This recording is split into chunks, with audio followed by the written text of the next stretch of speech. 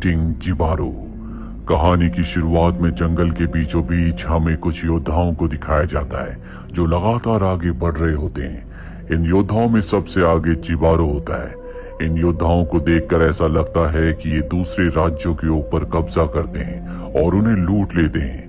अब ये जंगल में एक जगह रुकने का फैसला करते हैं जहाँ जिबारो अपने घोड़े को पेड़ के साथ बांधकर पास ही की झील में पानी पीने के लिए जाता है। और जब वो झील के पास पहुंचता है तो देखता है कि पानी के अंदर सोने का एक टुकड़ा है, जिसे देखकर वो हैरान हो जाता है। वैसे भी इन सोल्जर्स, इन योद्धाओं का यही काम है, ये दूसरे राज्यों को लूटते हैं। लेकिन जिबारो को नहीं पता होता कि पानी के अंदर से कोई उसे देख रहा है। जिबारो वहां से जाने लगता है। उसे महसूस होता है कि उसके पीछे कोई है, पर जब वो पीछे देखता है तो वहां पर कोई नहीं होता। उसके जाने के बाद पानी के अंदर से एक गोल्डन लेडी निकलती है जिसका नाम सायरन है। और सायरन अब अजीब सा डांस करना शुरू कर देती है। डांस करने के बाद वो जोर से चिल्लाती है और उसकी चीख की आवाज सुनकर यहाँ आसपास जितने भी सोल्जर्स होते हैं सब के सब उसकी तरफ खींचे चले जाते हैं। दरअसल उसकी आवाज से हर कोई मंत्र मुग्ध हो गया है और जब वो सायरन को देखते हैं तो हर कोई उसे पाना चाहता है। उसे पाने की होड़ में जब वो उसकी तरफ बढ़ रहे होते हैं तो एक दूसरे की तलवार से ही इनकी मृत्यु हो जाती है और जितने बचते हैं वो पानी में डूब जाते हैं। और इस तरह से सायरन की चीख की आवाज से यहाँ सब के सब मारे जाते हैं। सिर्फ एक ही योद्धा बचता है जो होता है जिबारो। सायरन जिबारो को देखती और जोर से चिल्लाती है, लेकिन उसके चिल्लाने की आवाज का उस पर कोई असर नहीं पड़ता क्योंकि वो एक डेफ है, यानी कि उसके पास सुनने की शक्ति नहीं है। और ये देखकर सायरन हैरान हो जाती है क्योंकि आज तक कोई भी उसकी मैजिकल आवाज से नहीं बच पाया। लेकिन उसकी मैजिकल आवाज का जिबारो के ऊपर कोई भी असर नहीं हो रहा होता। उसे लगता है कि शायद उसका मैजिक जिबारो के ऊपर काम नहीं कर रहा, इसीलिए वो पानी के अंदर चली जाती है। जिबारो भी बहुत ज्यादा डरा हुआ होता है क्योंकि उसके सभी साथी मारे गए। लेकिन सायरन एक बार फिर से पानी के अंदर से अपना सर बाहर निकालती और जिबारो को देखती है। दरअसल जिबारो की तरफ अब वो अट्रैक्ट हो रही है। उसे लगता है कि इसके अंदर कोई खास बात है, इसीलिए उसकी आवाज का, उसके मैजिक का उस पर कोई असर नहीं हुआ। जिबारो अपना घोड़ा लेकर इस जगह से भाग जाता है और थोड़ी दूर जाने के बाद वो एक पेड़ से टकराकर बेहोश हो जाता है। कुछ देर के बाद उसे होश आता है और अब वो अपना सफर पैदल ही तय करता है। चलते चलते वो बहुत ज्यादा थक गया है, इसीलिए नदी के किनारे वो सो जाता है। और जब रात को वो सो रहा होता है तो वहां पर सायरन आती है जो उसे पाने के लिए, जानने के लिए बहुत उत्सुक है। वो उसके आसपास डांस करती है, लेकिन जिबारो जो कि एक डेफ है वो सुन नहीं सकता, इसीलिए उसे सायरन की प्रेजेंस के बारे में कुछ पता नहीं चलता। सायरन उसी के पास सो जाती है। अगली सुबह जब जिबारो की नींद खुलती है तो वो अपने पास सायरन को देखता है और उसे देखता ही रह जाता है क्योंकि उसका पूरा शरीर सोने का होता है जिसमें हीरे, मोती, पन्ने जड़े होते हैं जो दुनिया की सबसे बेशकीमती चीजें हैं।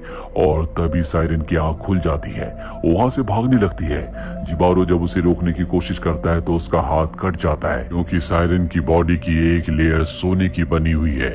हालांकि जिबारो को समझ में आ जाता है कि ये दोनों अलग अलग दुनिया के हैं। साथ ही जब उसका हाथ कटता है तो खून भी निकलता है, जो इस बात का संकेत होता है कि इस रिश्ते में सिर्फ नुकसान और मौत है। लेकिन जिबारो की आंखों में सोने, हीरे, मोती, जवाहरातों का लालच आ जाता है और उसी लालच के चलते वो उसका पीछा करना शुरू कर देता है। सायरन भी लगातार नदी में बहते हुए डांस कर रही होती है और नदी के किनारे पर आकर सोल्जर अपनी तलवार को नीचे रख देता है। सायरन भी उसे देखती है।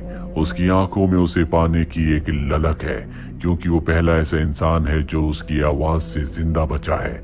और अब ये दोनों एक दूसरे की तरफ बढ़ने लगते हैं। जल्दी ये दोनों एक दूसरे के करीब आ जाते हैं, जिसके बाद ये किस करते हैं। जिबारो के होठों से खून निकलता है जो इस बात का संकेत होता है कि ये दोनों एक दूसरे के लिए नहीं बने।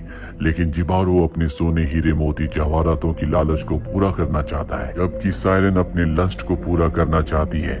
ये दोनों एक दूसरे के करीब आए हैं क्योंकि इन दोनों के मन में अपने अपने लिए लालच है। ये दोनों एक दूसरे के बारे में बिल्कुल नहीं सोचते। और अब जब एक दूसरे के करीब होते हैं तो जिबारो सायरन के ऊपर अपने सिर से हमला करके उसे बेहोश कर देता है। इसके बाद वो सायरन की बॉडी से उसकी सभी ज्वेलरी जो कि बेशकीमती है, साथ ही उसकी स्किन जो कि सोने की है, उसे भी निकाल देता है। और उसे निकालते हुए सायरन बहुत ज्यादा इंजर्ड हो जाती है, पर जिबारो को उसकी चोट से, उसके दर्द से कोई फर्क नहीं पड़ता। वो बस अपने लालच को पूरा करना चाहता है।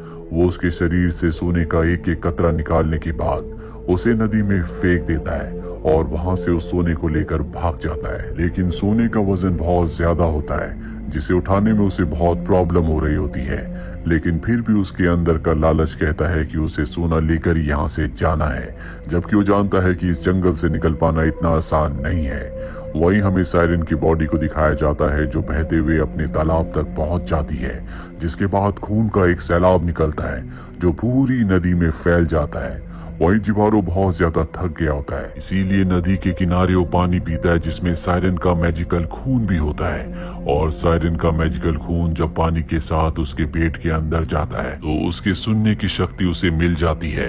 उसने पहली बार आवाजें सुनी होती है, इसीलिए वो अजीब सा बिहेव करने लगता है। उसे कुछ समझ नहीं आता कि सब उसके साथ क्या हो रहा है, पर जल्दी वो अपने आप को शांत करता है और यहाँ से निकलने की तैयारी करने लगता है। वहीं सायरन को दिखाया जाता है जो पानी से बाहर आती है, वो अब भी जिंदा होती है और जब वो अपने शरीर को देखती है तो उसे बहुत दुख होता है, क्योंकि उसके सुंदर जेवरात जो कि उसके शरीर की शोभा बढ़ाते थे, जिन पर उसे गुरूर था, वो सब के सब अब जिबारो लेकर जा चुका है। और इसी के साथ उसका भ्रम भी टूट जाता है। दरअसल उसे ऐसा लग रहा था कि जिबारो उसे पसंद करता है, लेकिन अब उसे पता चल गया है कि जिबारो सिर्फ उसके सोने चांदी हीरे जवाहरात के लिए उसके पास था।